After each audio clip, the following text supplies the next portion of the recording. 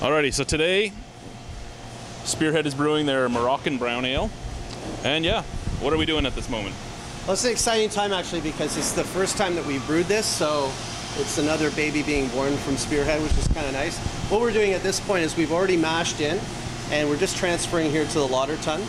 So if you want to stick your head in, you can get a really nice, you get that really nice malty goodness, really great aroma. It's a lot of malt in this one, a lot of Bohemian malt, which we really like. A lot of honey malts, and of course the base malt as well. And there's a bunch of others in there too, like some caramel malts and stuff like that. So very complex. We're going for is a really complex character on this one. Alrighty. So we're here with Tom from Spearhead, and he's going to talk to us a little bit about mashing in and transferring over. Well, we just started our first Moroccan Brown Ale, as Dimitri mentioned. So first stage of the process is to go through the mashing, where you actually, it's a temperature-time relationship when you have your enzymes breaking down complex starches and to fermentable sugars. And that is happening in a mash mixer. We have finished that phase right now. We have raised the temperature to deactivate the enzymes. And right now we're transferring from a mash mixer to autotun, where we will be separating the liquid from the solids. Alrighty, well thank you very much. Good day guys, we're here with Dimitri, owner of Spearhead Brewing Company. Wine style pale ale, a Belgian stout, Moroccan brown. Hey guys. That's it? Yep. Just those three right now? Yep. Alrighty. So our get to know you questions. First, how did you get into the industry?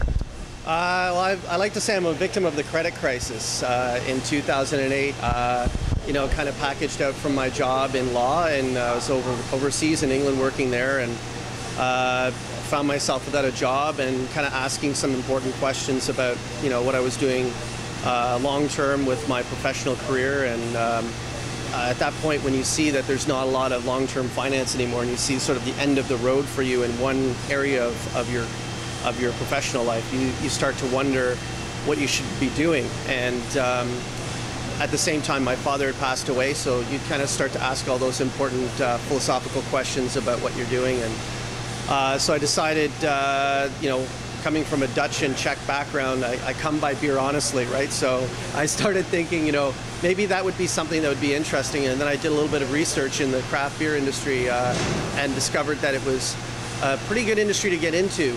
Good people, first of all.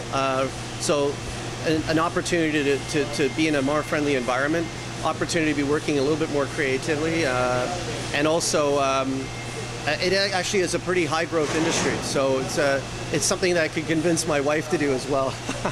Alrighty, what do you like about the industry? Right off the bat, the most important thing that I've realized about the industry is how collaborative it is and how supportive it is. Everybody that we've talked to in the industry and who we've met along the way has been tremendously supportive. It's an industry of people who work together to overcome obstacles and to carve out a very small niche, a very small sector of the industry.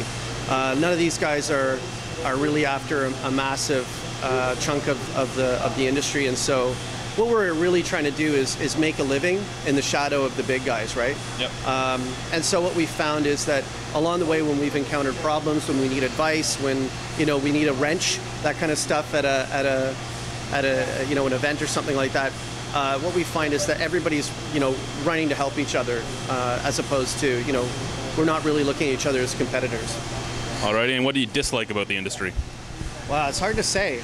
To be honest, and I don't want this to sound in any way kind of contrived or whatever, but I've been thoroughly, pleasantly surprised by the whole thing. I think the one thing that I can say about the industry in Ontario is that it's perhaps a little over-regulated. I think you guys as consumers are really us as consumers really are the victims of that more than the producers. But I would like to see less regulation. I'd like to see less taxation. It makes it very expensive to brew in this province. It makes it cumbersome, and again, the people who suffer from that are the consumers, right? So I'd say overall that's my biggest criticism. Alrighty, favorite style of beer? That's easy. I mean, I'll start by saying that I will only ever brew beer I want to drink myself. And so, for instance, well, as an example, the Hawaiian style pale ale, there's a reason why that was our first beer. My favorite beer is a West Coast style pale ale, West Coast style IPA. That big hoppy, citrusy character. That's so good to drink in so many situations. Great for food pairings. Really refreshing. A good session beer. That's the kind of beer I like to drink. Least favorite style?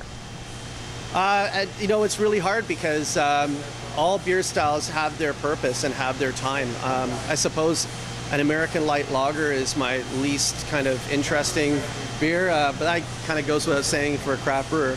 But I suppose also, you know, while I respect the Lambic style, it would probably not be my preference if I had to choose from different styles of beer to go straight to a Lambic. But I do respect the style. I think it's a really interesting way to brew beer. But you probably won't see a Lambic from Spearhead for a long time. It's a very difficult style of beer to produce, and I don't know. For me, it's not my favorite style, but again, I respect where it is and where it sits in the milieu of the beer. Alrighty. You have 3 beers to drink for the rest of your life. One from your brewery. You don't have many to choose from there, but one from you. All of them that so far though that I've had are pretty good. One from another craft brewery, and then one from a big guy. Okay. Well, you know, now that you've surprised me with that question, obviously it's the Hawaiian style from us. That's, again, my favorite style of beer, so I'd have to go with that from us. I would say from another craft brewery, probably Sierra Nevada Pale Ale, or the Torpedo that they do, or perhaps the Dogfish Head 90 Minute or 60 Minutes, something along those lines. Those are really terrific beers, and specifically the Sierra Nevada Pale Ale is a game-changing beer. It was the definitive style. It really defined the category, so tremendous, really great beer. In terms of from a big brewery, I'd have to go with something like a Duvel. It being still brewed in the style that it was designed to be brewed in, or perhaps it's hard to say. I don't drink a lot of big brewery beer anymore, but that'd probably be one. Yeah. Alrighty. What is the weirdest ingredient you've used to brew with? Wow. That's hard to say. I would say probably we've used anything from coconut and cocoa nibs to you know, figs on the Moroccan Brown Ale now. Yeah, I'd probably say those are probably the more weirder ones that we've used, but nothing really out there yet. And lastly, if you weren't doing this, what do you think you'd be doing? Struggling to figure out what I should be doing. I don't know. To be honest, I really don't know. Alrighty, guys. Thank you. This was Getting to Know Dimitri at Spearhead. Bye. Thanks a lot. Cheers.